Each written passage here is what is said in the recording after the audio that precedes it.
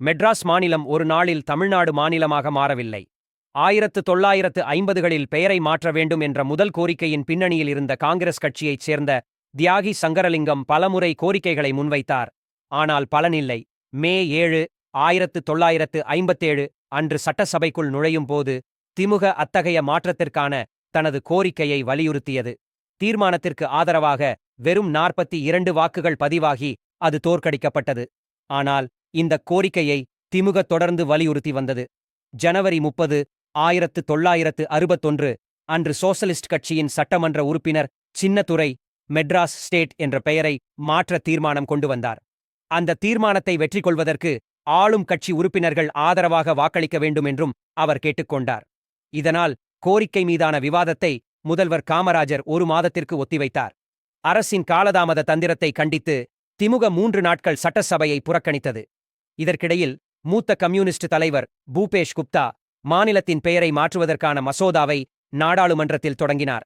அப்போது சி.என். அண்ணாதுரை ராஜ்யசபா உறுப்பினராக இருந்தார். அவர் இந்த நடவடிக்கையை ஆதரித்தார்.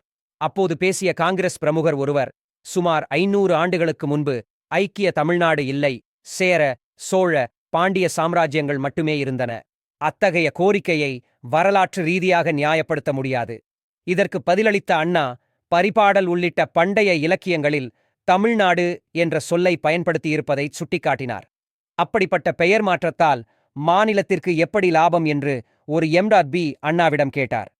இதை எதிர்க்கும் வகையில் குடியரசுத் தலைவர் பதவியை ராஷ்டிரபதி அல்லது கீழ்சபையை மக்களவையாக மாற்றியதன் மூலம் நாடு எப்படி பலனடைந்தது என்று அண்ணா கேட்டார்.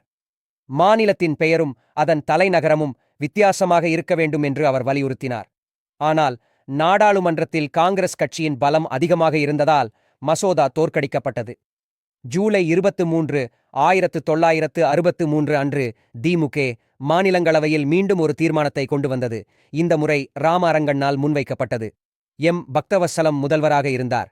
மாநில அமைச்சர் ஆர். வெங்கட்ராமன் ஒரு கருத்தை எழுப்பினார். தமிழ்நாடு என்ற பெயர் சர்வதேச அளவில் அறியப்படாது. மறுபுறம் மெட்ராஸ் சர்வதேச சந்தையில் அங்கீகரிக்கப்பட்டுள்ளது. மேலும் மாநிலத்தின் பெயரை மாற்றுவது மாநிலங்களுக்கும் பிற நாடுகளுக்கும் இடையிலான ஒப்பந்தங்களில் கையெழுத்திடுவதில் ஆபத்தை ஏற்படுத்தும். தீர்மானம் தோல்வியடைந்தது.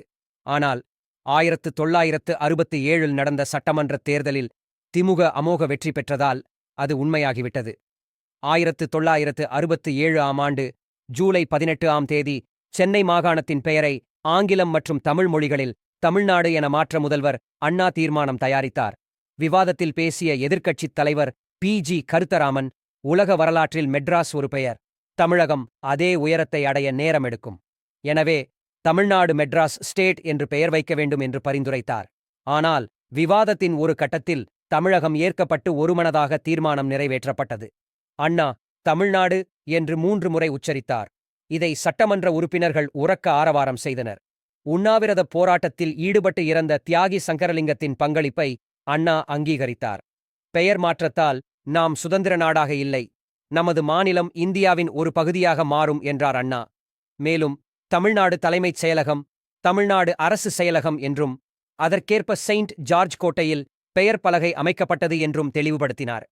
ஜனவரி 14, 1969 அன்று மதராஸ் மாநிலம் அதிகாரப்பூர்வமாக தமிழ்நாடு மாநிலமாக மறுபெயரிடப்பட்டது. இந்த வரலாற்று நிகழ்வின் பொன்விழா ஆண்டு நினைவுகூரப்படவில்லை.